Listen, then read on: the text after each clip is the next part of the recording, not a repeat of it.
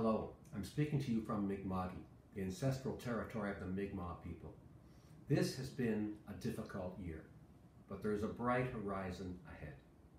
For 24 years, I have had the honor of serving as Member of Parliament for Halifax West. If someone had told me when I was first elected in 1993, or after I was defeated in 1997, the period that I refer to as my involuntary sabbatical, that I would serve this long in public office, I would have laughed, as it would have seemed unimaginable. And so I am grateful to the voters of Halifax West who have 8 times placed their trust in me. Thank you for welcoming me at your doors, in public events and public places. Thank you to those who attended the nearly 150 Let's Talk meetings my staff and I organized. Thank you for telling me your opinions, for sharing with me when you thought I was right, and very importantly, when you thought I was wrong.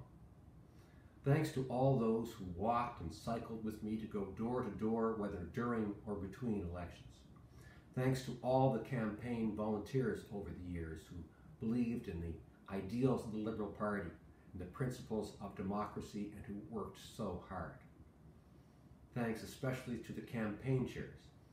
From 2019 back to 1988, Doris Robbins, Shirley Mosier, Joan Faulkner, Jeannie Wilson, Stacey Ingram, the late Janet Jeffrey, and Dwight Eisner. Thanks to all those who served over the years on the executive of the Halifax West Liberal Association. And I'm thinking, of course, among others, of the late Steve Zatzman, my dear friend who served as president, and the late Ted Seals, another dear friend, who was treasurer and who was my official agent over and over and over again, a very thankless job. The 1 provincial and 9 federal campaigns were full of hard work and forlorn footwear, but also full of laughter and fun and the forming of fast friendships, the greatest of life's treasures. I remember the ringette parents who would come during campaigns and make sure that our daughters had drives to practices and games, or the parents who got our son to Scouts. I think also of the late Laurie Maggiolati, our dear neighbor, who would come during snowstorms when I was away in Ottawa and snow blow our driveway. I want to thank my in-laws, Doug and Dolores Smith, who each campaign would come, would look after the house and the yard, make meals, and even put up signs in the campaigns.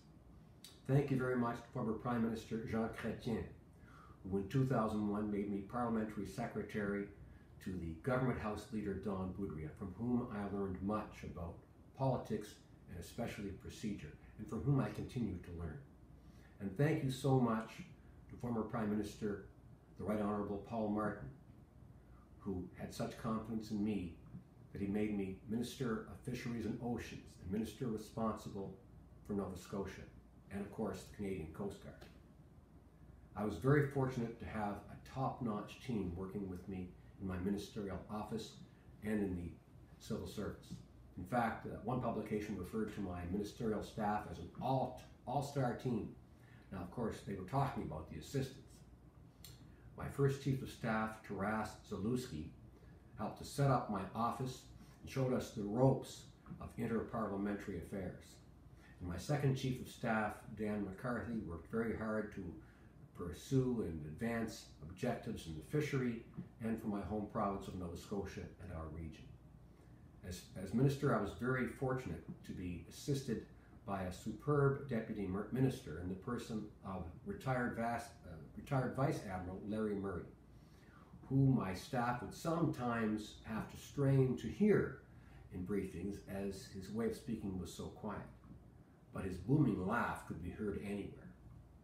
I really appreciated the thousands of hard-working people at Fisheries and Oceans in the Canadian Coast Guard.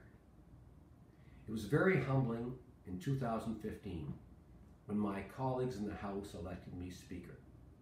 Now, I'm sure that given all of the lectures I gave on decorum and heckling, there must have been some who thought perhaps it wasn't humbling enough. I did my utmost to be fair, neutral, and nonpartisan, and to uphold the rules and to improve the image of the House of Commons, the institution at the core of our democracy. In this, I was assisted by outstanding staff in my office and in the superb procedural and managerial teams of the House of Commons. J'offre mes remerciements en particulier à l'ex-greffier par intérim de la Chambre, Marc Bosque, qui m'a guidé dans le rôle et dans les responsabilités du président, de même que dans les pouvoirs limités que la Chambre lui confère. J'ai aussi tellement apprécié l'aide et le soutien de Charles Robert, qui est devenu le greffier de la Chambre en 2017 et qui, lui aussi, possède une connaissance profonde. Et j'ai apprécié énormément l'aide d'André Gagnon et Michel Patrice, entre autres. Tout comme mes collègues parlementaires, j'apprécie profondément tous les gens qui travaillent pour la Chambre des communes et pour les députés. I was very fortunate over the years to have expert French teachers. As head of the second language school of the House of Commons in Saint-Jean-sur-Richelieu, Elizabeth Gervais maintained very high standards, showed great imagination, and fortunately for folks like me, showed great patience. Speaking of patience, since 2007, Rosalind Lemire has given me French instruction superbly and wonderful conversation. I want to thank Prime Minister Justin Trudeau, with whom it's been a great pleasure and an honor to work. Our maternal grandfathers, Jim Sinclair and Jack Harrison, were MPs from the West together. Our fathers served together first at First Ministers' conferences and then in his father's cabinet. I want to thank the current government on behalf of my constituents, in particular for the Canada Child Benefit, for its measures to combat climate change and for the funding to help preserve the Blue Mountain Birch Cove Lakes Wilderness Area. I want to thank all the parliamentary colleagues that I've worked with over the years, including those that had opposing opinions, and so many of whom always showed respect to each other. For a member of Parliament, the most important thing you can do is to hire well. In this regard, I've been very fortunate, and I want to offer my thanks to those who've worked for me over the years in my offices here in Halifax West and on Parliament Hill. Currently in the office in Bedford, thank you to Teresa Trider, Heidi Kirby, and Jennifer Robbins. But I must also mention my former assistant, Gary Logan, who worked with me, as he pointed out, for 9 years, 10 months, and 8 days. And when he had an opportunity to go elsewhere, a great opportunity, he said, you know, usually after that long you get parole. When I was first elected, my wife Kelly had a difficult time understanding why my schedule was always changing. Well, for almost 14 years now, Kim Sagan has had the challenge of booking flights, changing them back, arranging duty trades, answering calls, keeping the office organized, and keeping me organized as much as she could manage.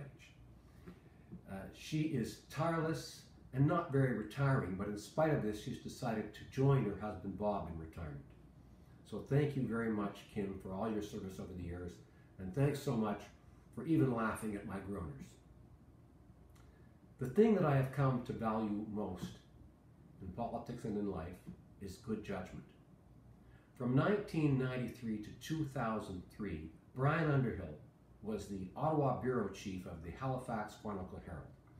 Now let me just say that my appreciation for his commentary during those years was what I would call not unqualified. But I want to thank my former assistant, Jamie Carroll, who in 2003, when I became a minister, persuaded me to ask Brian to become my director of communications. It was the second best decision of my life. I'll tell you what the first one was later, but I bet you can guess. Brian showed an unerring knack for knowing how a media story would unfold. And I have benefited over the years from his superb judgment, wise counsel, and the compassion he shows for other people.